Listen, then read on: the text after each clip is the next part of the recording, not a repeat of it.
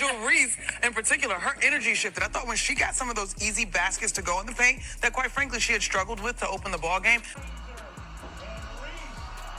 That energy is contagious because if you look at Angel Reese. Let's go back to Angel really quickly, though, because she was part of the catalyst that you saw to be able to change things around. And she said to Holly, I just feel like I needed to take a deep breath and maybe stop overthinking some of these. Oh, I've been there. I've been there. Like, sometimes the basket is too open. Right. Yeah, the reason why we watching women's basketball is not just because of one person. It's because of me, too, and I want y'all to realize that. Y'all said it's the player of the year, so I want all the smoke. All the smoke. So who's the best player in the country? To the media or me?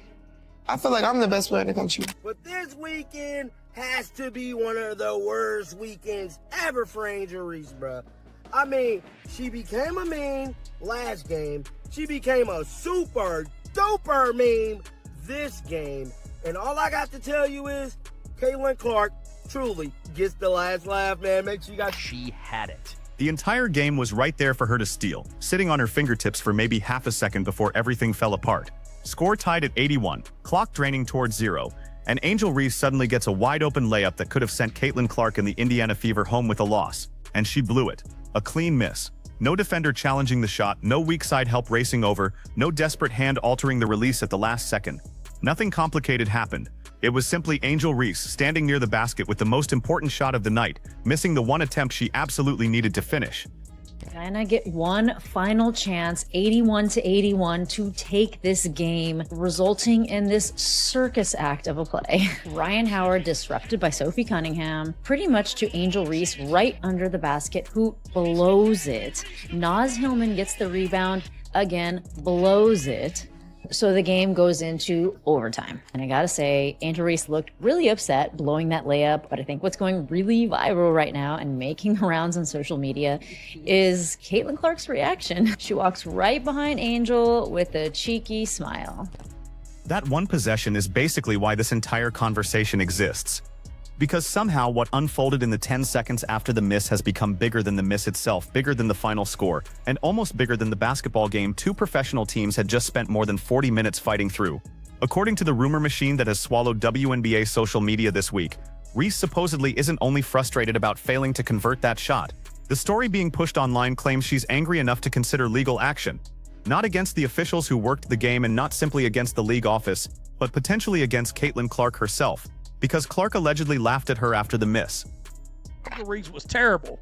Speaking of terrible, Angel Reese never beating the allegations. This was to open the game.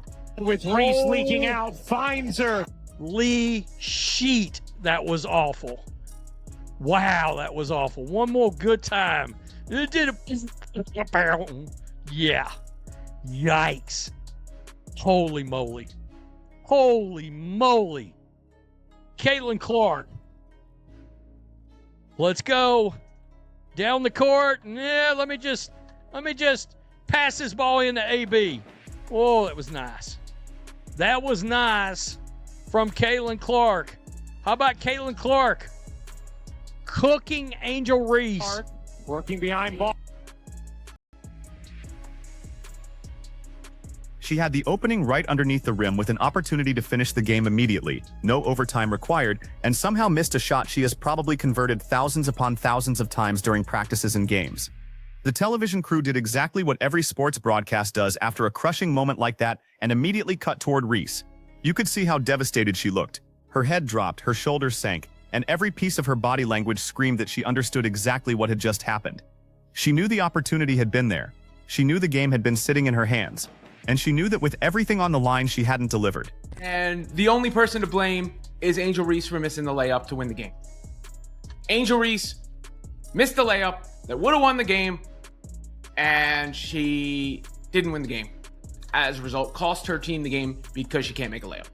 And Caitlin Clark seemed to enjoy it. I have no idea what she was actually smiling about, but this was the play in question, in case anybody was wondering and hadn't seen it.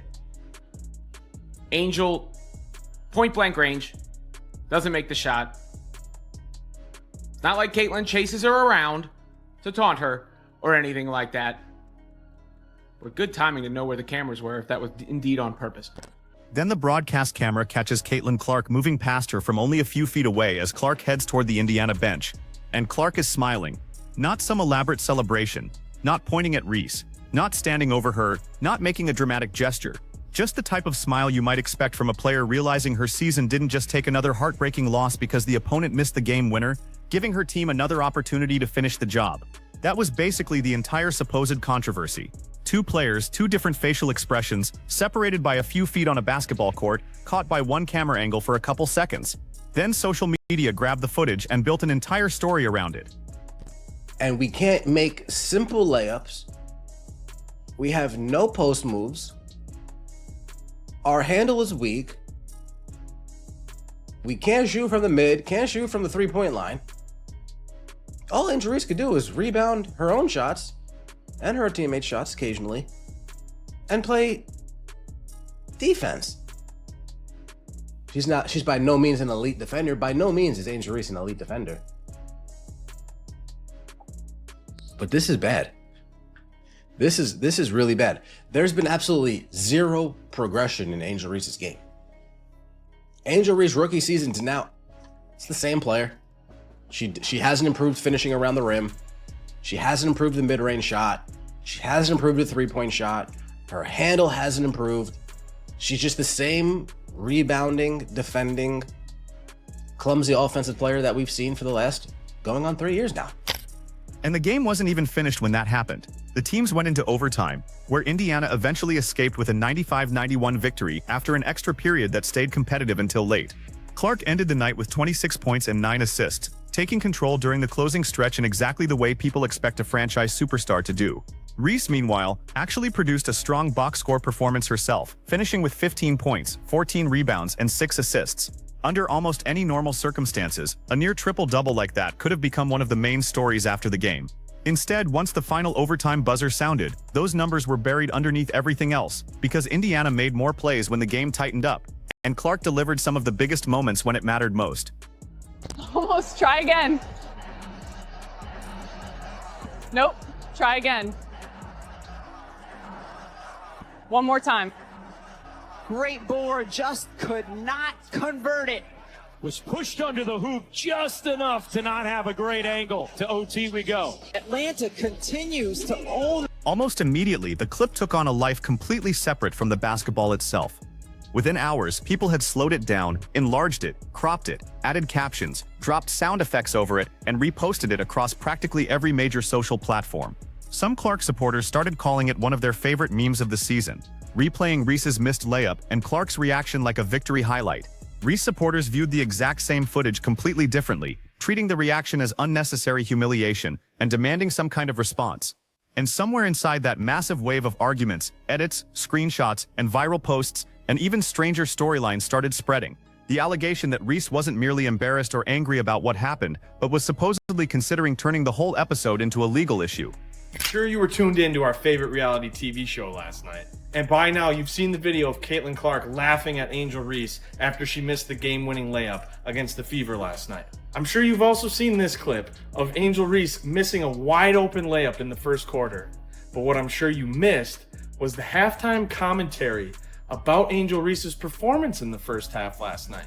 I don't know who her team is paying to get them to gaslight us like this. Get a load of this. That energy is contagious because if you look at Angel Reese, she already has 7 and 9. She's already getting close to a double-double. Let's go back. Are we being so for real? 7 and 9, almost has a double-double in the first half. She was 3 of 10 from the floor. She missed 7 out of 10 layups. Half of those 9 rebounds were from her own missed shots that she then missed again. Well, yeah, she brought the energy, baby. She brought the energy. She's used to getting double teamed. She's used to triple teams, and she's used to contact. There's no one better to learn from when it comes to being a beast on the boards than Angel Reese. Yeah, because when the game's... There's no better person to learn from to be a beast on the boards. You don't say. The woman who literally has a stat created called rebounds because she misses so many shots she takes. No shit, she gets rebounds. And this is where the story goes from dramatic to genuinely strange. Claims supposedly coming from people around Reese have been circulating online, but they remain unverified. loosely sourced, and mostly pushed through gossip pages, screenshots, and social posts that haven't been connected to an actual court filing. Those rumors suggest Reese may be exploring some form of action against Clark, and possibly even against the league, because of that laughing or smiling moment. As the allegation keeps getting reposted, some versions have gone even further, suggesting Clark somehow played a role in deliberately orchestrating the humiliation, and that laughing after an opponent missed a shot on a nationally televised basketball game somehow crosses a serious enough boundary that consequences should follow. She is the worst offensive player. She's not very offensive She's competent, so bro. bad. Caitlin Clark laughing at Angel Reese's missed layup. Generational meme. To lose the game. Here it is. Here's the video. She can rebound everything, but bro. Andre Drummond is hell down there, cuz. Now I heard you say, and I know you like her, Betty. You were like, she averages 15 and 12. I'm like, bro, you watch these games. You're like, how does she ever score? Come on, bro. She's an elite rebounder. So bad. Elite rebounder, bro. And you need those. You need those to win. You need those players on your team, bro. She's super famous rebounder, bro. Oh, how bad did she want to hit the game winner against Caitlin Clark's Right. team? You know what I Oh, mean? yeah. That was devastating. I would say, my opinion is that Angel Reese averaging 15 and 12 is an indictment on the league. Think about what would actually have to be established for something like that to become a legitimate lawsuit. You would need some recognizable legal claim, evidence of intentional wrongdoing, demonstrable harm, and some duty that was actually violated.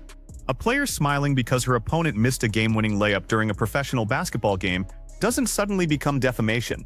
It doesn't automatically become legally actionable harassment. And there is no obvious tort created simply because one competitor reacts to another competitor's mistake. Lawyers and legal commentators who have joked publicly about the rumor have mostly landed in the same place. Based on what is actually visible in the clip, there doesn't appear to be a serious case.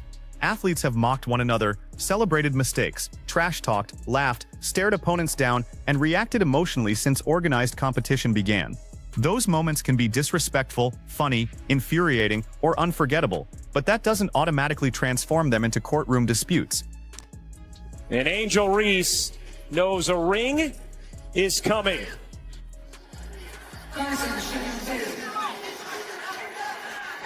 And that's why the rumor becomes even harder to treat seriously when you remember the history between these two players. Angel Reese herself has never been shy about using gestures, expressions, and body language as part of competition, including directly against Caitlin Clark. Go back to April 2023 during the national championship game when LSU defeated Iowa, and Reese famously followed Clark near the end while making the John Cena-style "you can't see me" gesture and pointing toward her ring finger. Cameras captured everything, and millions of viewers watched it happen live. For weeks, that became one of the defining images of the championship. Reese supporters celebrated it as confidence, swagger, and a young star embracing the biggest moment of her career. Nobody seriously argued Clark should take her to court over it. Nobody treated competitive mockery during a basketball game as a legal violation. It was understood as part of sports. And that contradiction is why this newest controversy probably reveals something deeper. The real issue isn't simply a smile.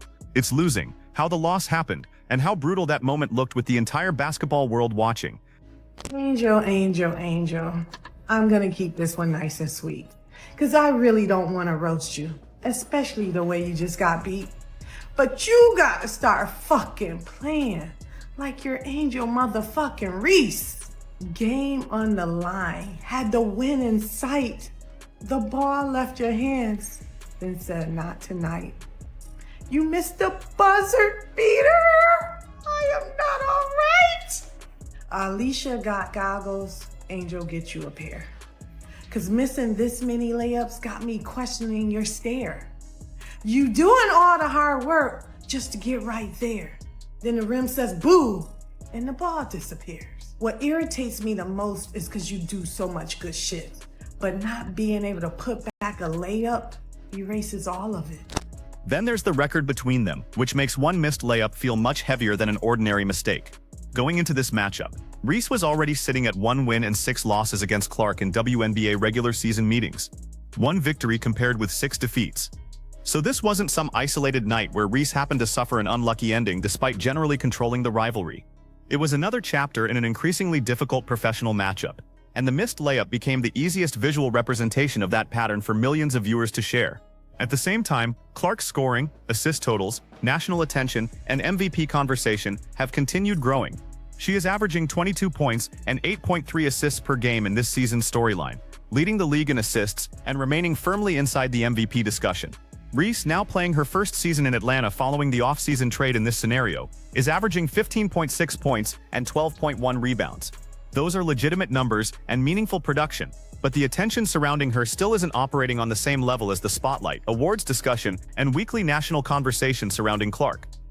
But it's actually Indiana that has 7 points off of the turnovers that Atlanta has created until we saw Angel Reese, shout out to our teammate, Angel Reese in particular, her energy shifted. I thought when she got some of those easy baskets to go in the paint that quite frankly she had struggled with to open the ball game, that's when you saw this defense begin to pick up its energy, this dream squad to begin to play with a little bit more confidence. Yeah, athletes know it's not how you start, it's how you finish, and that energy is contagious because if you look at Angel Reese, she already has 7 and 9. She's already getting close to a double-double, but then also, if you think about, on the other side here, you're seeing the Indiana Fever, they're just being a little bit methodical as well because I like these good to great plays. You see Caitlin orchestrating. It's like both sides are leaning into their strengths on this one. Let's go back to Angel really quickly, though, because she was part of the catalyst that you saw to be able to change things around. And she said to Holly, I just feel like I needed to take a deep breath and maybe stop overthinking some of these. Oh, I've been there. Before Shanae answered, y'all saw how Shanae was like...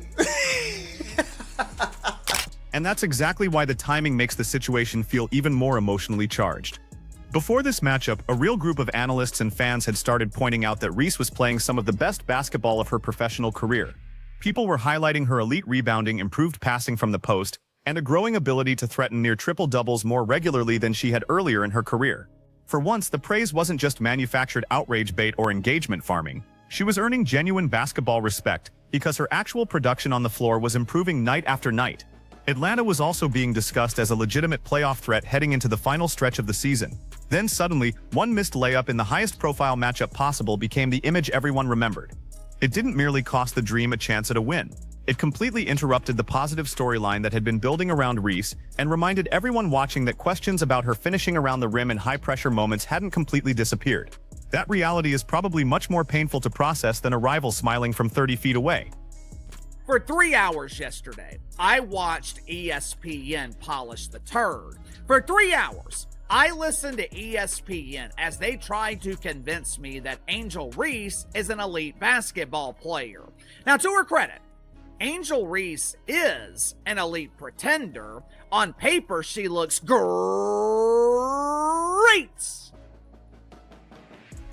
But when you actually watch, it is abundantly clear that Angel Reese has no idea what the hell she's doing. This is year 3, and Angel Reese has not developed. And ESPN isn't doing her any favors by casting Angel Reese as a star player. But remove every lawsuit rumor, forget the legal terminology, ignore the screenshots nobody has independently verified, and the story underneath becomes far simpler and far more human. Very few people seriously believe a professional athlete is going to build an entire legal case around a 2-second smile after a missed layup. What people can actually see is a player dealing publicly with the repeated experience of losing to the one rival whose success has become inseparable from the national discussion around her own career. Every time Clark and Reese meet, the game gets framed as another chapter in the same comparison. That's why the smile mattered symbolically even if it meant nothing legally. Clark got to feel relieved, smile, regroup with Indiana, and then receive another opportunity in overtime to finish the victory herself. Reese was left underneath the basket knowing she had possessed the shot that could have ended everything, and watched that opportunity slip away in front of the arena, the cameras, the national audience, and eventually millions of people online.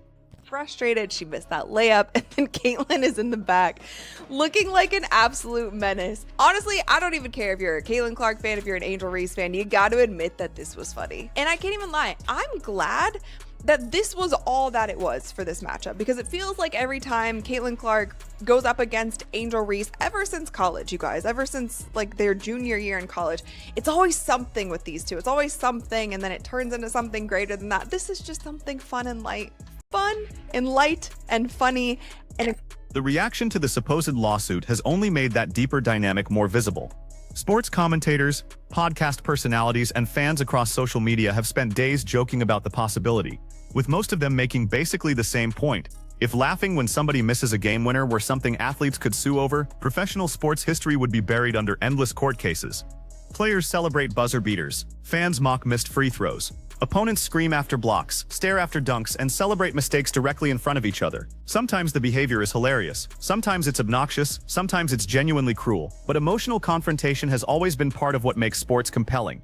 The suggestion that this one specific reaction should suddenly carry legal consequences has therefore not been treated as a serious complaint by many people outside the rumor accounts aggressively spreading the claim. Instead, the situation looks more like someone processing an extremely public defeat while the internet turns a painful 2-second moment into a storyline far bigger than the original incident ever deserved. Caitlin is doing for the Indiana Fever, especially as of late, really taking charge, really stepping up. She is going into those huddles. She is like talking about plays, getting everyone together. And that is something that she wasn't doing in the beginning of the season as much. I did see Sophie Cunningham doing that a lot, but now I have been seeing her do that. She has stepped up into that leadership role. And I'm not saying that she is MVP or anything just yet, but you cannot discount her from this conversation. She has added so many new tools to her bag this year, like her step back. Also, her step back has gotten the gait of her step back is, and I posted this yesterday on social media, so I apologize if you're hearing me say this again, but her step back has gotten to the size of like an adult human being, something that she was not able to do with her groin injury. That is like a huge deal for someone like Caitlin Clark, who just needs a little bit of space to get a shot off. And her mid-range game has really gone up. But not only that, her ability to draw contact. But the part that should actually matter from here has nothing to do with lawyers, anonymous screenshots, or unverified legal chatter. In this storyline, Indiana sits 4th at 23-12. While Atlanta is 5th at 21-13. If those positions remain anywhere close to the same through the end of the regular season, the Fever and Dream could meet in the opening round of the playoffs. That would mean the first postseason showdown between Clark and Reese as professionals, with actual elimination pressure, no meaningless regular season cushion, and every possession carrying more weight. That potential matchup is the real rematch people should be watching, not a lawsuit rumor that has no verified filing behind it and that legal commentators have largely treated as having no serious foundation. Because if these teams do meet in the postseason, the noise surrounding one smile captured by a television camera in the middle of August will look tiny compared with what follows.